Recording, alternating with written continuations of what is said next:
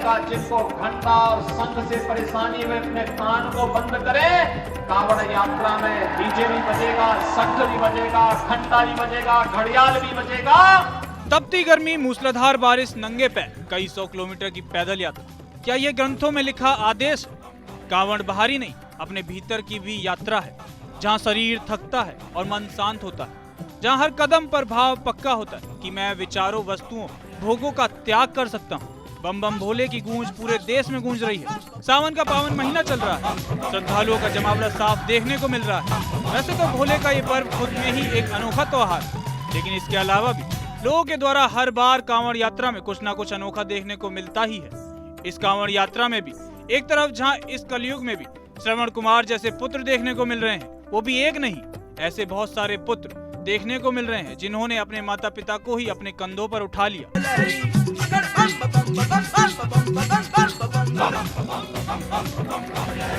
आप इस वीडियो में देख सकते हैं कि किस तरीके से पुत्र अपने माता पिता को कंधे पर बिठाकर कांवड़ ले जा रहा है। और ये यात्रा कोई छोटी मोटी यात्रा नहीं है, कोई 180 किलोमीटर की कर रहा है तो कोई उससे भी ज्यादा की, तो वहीं कोई अपने पति को अपनी पीठ पर बैठाकर कांवड़ यात्रा कर रही है। उसका कहना है कि वो अपने पति के पैरों को ठीक करने के लिए भगवान शिव से मन्नत पूरी करने के लिए ये सब कर रही है। मेरी मन्नत ये है भोलेनाथ से, जैसे मेरे पति पहले पैरों पे खड़े थे, ऐसे मेरे पति अब भी पैरों पे ऐसे ही खड़े हो जाएं। क्या हो रहा है आपके पति को? मेरे पति का जब से स्पाइन का ऑपरेशन हुआ, जब से पैर नहीं चल रहे। पहले तो 13 कांवड़ ले आए ये, लेकिन अब 14वीं कांवड़ इनकी ऐसी है जो ये मेरे कांधों पर बैठ के जा रहे हैं। कहते हैं ना, जब दिल में भक्ति हो तो कांवड़ का बोझ भी वरदान लगता है। कांवड़ यात्रा सिर्फ एक धार्मिक अनुष्ठान नहीं, बल्कि श्रद्धा, समर्पण और प्रेम का प्रतीक है। जो भक्त कांवड़ उठाता है उसके लिए वह जल नहीं, आस्था का अमृत होता है। तपती धूप, लंबा रास्ता, पैरों के छाले, कुछ भी उसकी भक्ति के आड़े नहीं आता। सीएम योगी ने तो साफ शब्दों में बोल दिया था कि कोई भी अगर कांवड़ यात्रा में ऐसी वैसी हरकत करता नजर आएगा तो उसको बख्शा नहीं जाएगा। जयचंदों, दलालों और जिहादियों को सीएम योगी ने कठोर चेतावनी दी थी। उन्होंने ये साफ कर दिया है कि कांवड़ यात्रा में शंख भी बजेगा, घंटे भी बजेंगे, डीजे भी बजेगा और पुष्प की वर्षा भी हो रही है। याद करिए 2017 के पहले कांवड़ यात्रा नहीं निकलने दी जाती थी। जब तक भाजपा की सरकार नहीं थी, कांग्रेस की और अन्य दोनों की सरकारें थी, वे कांवड़ यात्रा नहीं चलने देते थे। 17 में जब मैं आया, मैंने कहा ये कांवड़ यात्रा क्यों नहीं चलती है? लोगों ने कहा कि कुछ लोगों को परेशानी होती है। तो मैंने कहा वे अपने घरों में रहे ना, कौन जरूरत है उनको बाहर निकलने की? जिनको परेशानी हो अपने घर में रहे। तो कुछ लोग कह रहे थे कि साहब ये डीजे नहीं बजना चाहिए, और कुछ लोग कहते थे घंटा और शंख से कुछ लोगों को परेशानी होती है। मैंने कहा जिनको घंटा और शंख से परेशानी हुए अपने कान को बंद करें।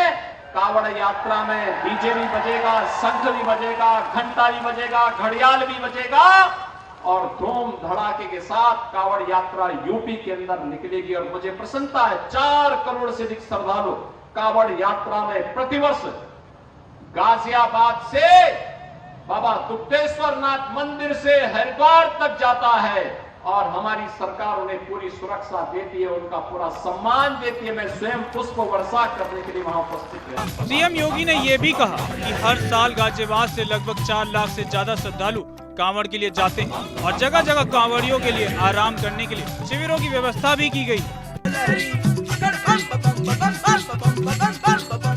जो सेवादार हैं यहाँ पर कर रहे हैं, सबसे पहले नाम पूछना चाहूँगा। परविंदर यादव जी।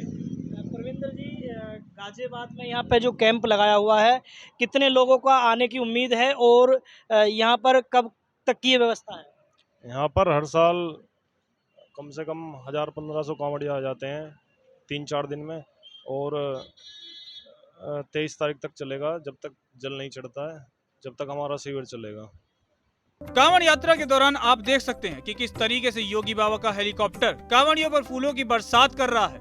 सीएम योगी के दुग्धेश्वर नाथ मंदिर में पूजा अर्चना के साथ सावन कांवड़ मेला का भव्य शुभारंभ हुआ, जिसके बाद सीएम योगी ने खुद मेरठ में जाकर कांवड़ियों पर पुष्पों की वर्षा भी की, जहां दिल्ली मेरठ मार्ग भगवा मय हो गया। इतना ही नहीं, कांवड़ यात्रा के दौरान जहां पुलिस पूरी तरह से मुस्तैद है, पूरी सुरक्षा बनाए हुए है, तो वहीं अगर किसी भी कांवड़िए को कोई भी दिक्कत आती है तो उसकी मदद तक कर देती है।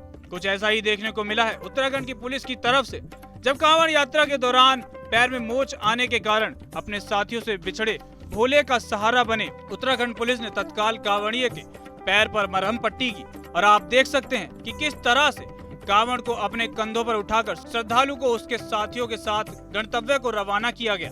कांवड़ का अलग अलग रूप देखने को मिल रहा है। कोई भगवान शिव की मूर्ति को ही अपने कंधे पर लेकर आ रहा है। इतने भव्य दृश्य देखने को मिल रहे हैं, यही तो श्रद्धा की शक्ति है। इसके अलावा जब नरेश टिकैत ने जब कांवड़ यात्रियों को हुड़दंगी बोल दिया तो एक अलग ही विवाद खड़ा हो गया कि आप सभी कांवड़ियों को हुड़दंगी कैसे बोल सकते हैं। और जब इसको लेकर राकेश टिकैत से पूछा गया तो उन्होंने कहा कि नरेश टिकैत ये कहना चाहते हैं कि कांवड़ शांतिपूर्ण तरीके से चले ताकि किसी को नुकसान ना हो। जहां एक तरफ कांवड़ यात्रा इतना धूमधाम से चल रही है तो वहीं इस सब के बीच कुछ ऐसी चीजें भी हो रही हैं जो नहीं होनी चाहिए थी। कुछ लोग इस छूट का बहुत गलत फायदा उठा रहे हैं। कुछ लोगों ने एक फौजी को पीटा जिसका वीडियो जमकर वायरल भी हुआ, और फिर किसी ने बाइक को हाथ लगाया तो उसको भी पीट दिया। तो कुछ जगहों से ऐसी तस्वीरें भी सामने आ रही हैं जो नहीं आनी चाहिए थी। लेकिन सवाल तो ये भी उठता है कि भक्ति के नाम पर ये सब करना सही है या नहीं, क्योंकि कुछ लोगों के चक्कर में सभी बदनाम हो जाते हैं। जब आप एक फौजी जो हमारे देश की रक्षा करता है, जो बिना कुछ सोचे देश के लिए जान तक दे देता है, जिसकी वजह से हम चैन से रहते हैं, जब आप उसकी इज्जत नहीं कर सकते तो फिर आप किसी और की क्या ही करोगे। लेकिन इसके बाद ये भी सवाल उठता है कि क्या ये सच में हिंदू थे या फिर सिर्फ भगवा पहने दूसरे समुदाय के लोग थे, क्योंकि ऐसा पहले भी हो चुका है जिसके बारे में सीएम योगी ने खुद बताया है।